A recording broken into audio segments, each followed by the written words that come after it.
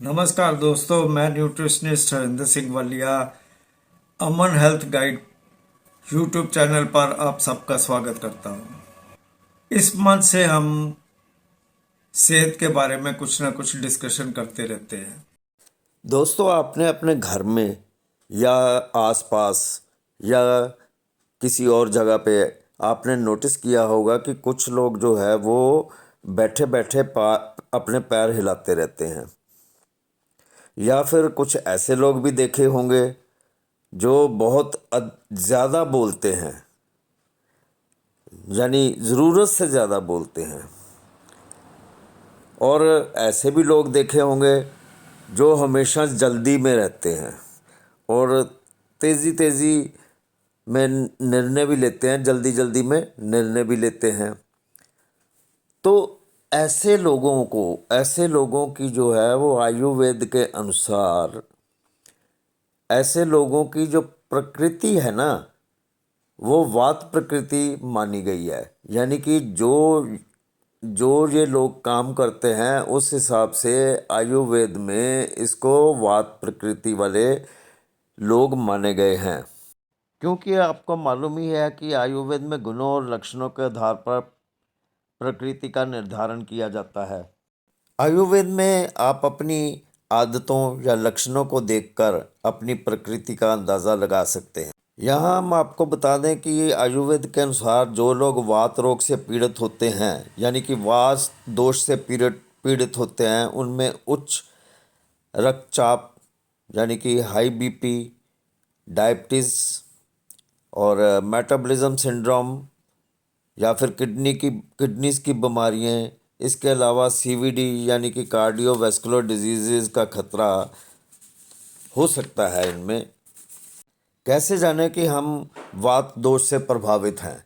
जैसे कि हमने पहले बताया है कुछ चीज़ें, पैर हिलाना इत्यादि। इसके अलावा शरीर में स्वभाव में रूखापन, जिसके कारण आवाज़ भारी हो जाती है, नींद में कमी, दुबलापन और त्वचा में रूखापन जैसे लक्षण होते हैं। इसके अलावा सर्दियों में जो जाड़ों में होने वाले रोग होते हैं ना, उसकी चपेट में जल्दी आना भी इसका एक लक्षण है। शरीर कांपना जैसे लक्षण होते हैं। शरीर में हल्कापन, तेज़ चलने में लड़खड़ाने जैसे लक्षण ये पाए जाते हैं। इसी तरह सिर के बालों, नाखूनों, दांत, मुंह और हाथों पैरों में रूखापन भी वात प्रकृति वाले लोगों के सिम्टम्स है। स्वभाव की बात की जाए तो वात प्रकृति वाले लोग बहुत जल्दी ही कोई निर्णय ले लेते हैं, जैसे कि हमने पहले भी बताया। बहुत जल्दी गुस्सा हो जाते हैं या फिर चिढ़ जाते हैं। तो चलिए, अब हम समझते हैं कि अगर हमारे शरीर में वात बढ़ जाए तो क्या क्या होता है।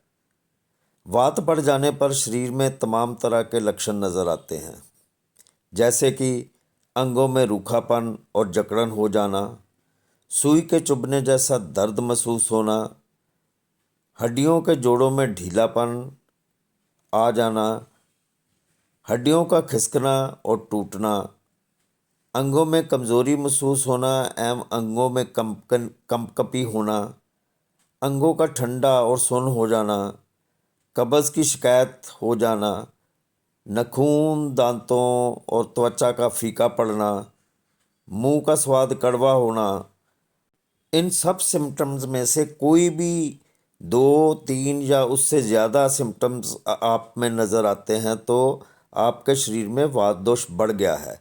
ऐसे में आप नज़दीकी डॉक्टर के पास जाएं और अपना इलाज कराएं। चलिए जानते हैं कि वात बढ़ता क्यों है। अगर मल मूत्र या छींक को रोकें तो वात बढ़ जाता है।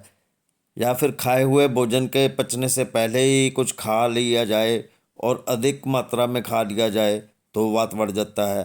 रात को देर तक जागना, अपनी क्षमता से ज़्यादा मेहनत करना, तीखी और कड़वी चीज़ों का अधिक सेवन करना, बहुत ज़्यादा ड्राई फ्रूट खाना, इससे वात बढ़ सकता है। या फिर हमेशा चिंता में या मानसिक परेशानी में रहना, ज़्यादा सेक्स करना, ज़्यादा ठंडी चीज़ें खाना, इन चीज़ों से वात बढ़ सकता है। लेकिन आपको बता दें कि बरसात के मौसम में बूढ़े लोगों में तो इन कारणों के बिना भी वात बढ़ जाता है।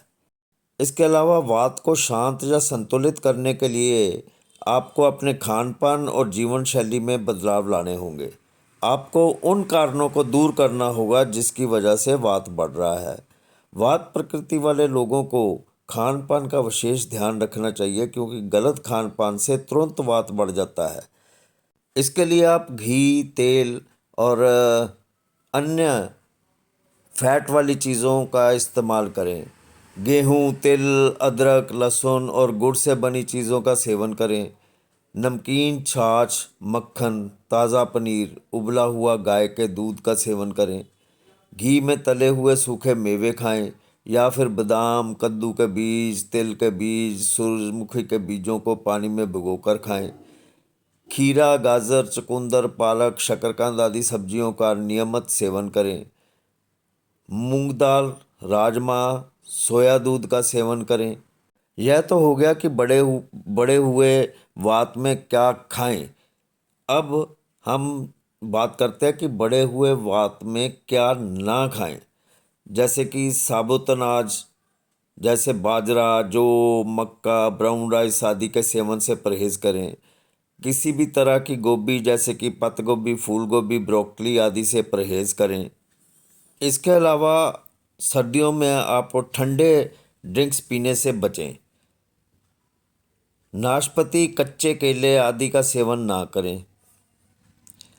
और इसके अलावा आपको अपने जीवन शैली में भी बदलाव लाना होगा। जैसे कि आप अपना एक निश्चित दिनचर्या बनाएं और उसका पालन करें। रोज़ाना कुछ देर धूप में टहलें और आराम भी करें। किसी शांत जगह पर जाकर रोज़ाना मेडिटेशन भी करें।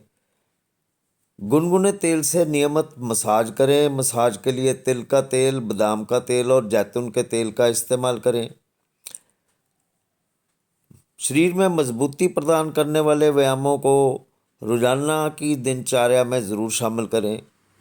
ये तो हमने बात करी कि अगर शरीर में वात बढ़ जाए तो क्या होता है। इसी तरह इसके उलट, यानी कि शरीर में वात की कमी होने के चलते क्या होता है।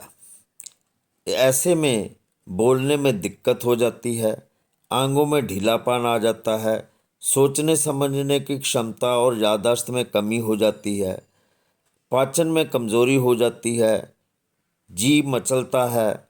वात की कमी होने पर वात को बढ़ाने वाले आहार का सेवन करना चाहिए। कड़वे, तीखे, हल्के एवं ठंडे पेय जो हैं उनका सेवन करें। इनके सेवन से वात जल्दी बढ़ता है। इसके अलावा वात बढ़ने पर जिन चीज़ों का इस्तेमाल करने की मनाही की गई है वही चीज़ें अब आप इस्तेमाल करें। यहाँ ये भी बात नोट करने लायक है कि वात जो है वो जून के मध्य में, यानी कि मिडल में जमा होना शुरू होता है और बरसात के मौसम में काफ़ी बढ़ जाता है। इसलिए लोगों को इन मौसमों में विशेष रूप से आहार लेना चाहिए, जैसे कि मीठा, खट्टा, नमकीन, कच्ची और बिना पकी हुई दालों से बचना चाहिए। सो आपने दोस्तों सुन ही लिया कि अगर वात बढ़ जाए तो परेशानी, वात घट जाए तो परेशानी। तो इसका मतलब क्या हुआ कि हमारे को वात दोष को बैलेंस रखना पड़ेगा। इसके चलते हमारे को बैलेंस डाइट लेनी पड़ेगी और अपने लाइफ स्टाइल में भी, जैसे कि पहले बताया गया है, कुछ चेंजेस लाने पड़ेंगे। सो दोस्तों, आज के लिए बस इतना ही। जल्दी किसी नए वीडियो के साथ आपके रूबरू होऊंगा। तब तक मुझे दे इजाजत। शुक्रिया। और हाँ, मेरे चैनल को सब्सक्राइब, लाइक और शेयर करना मत भूलें।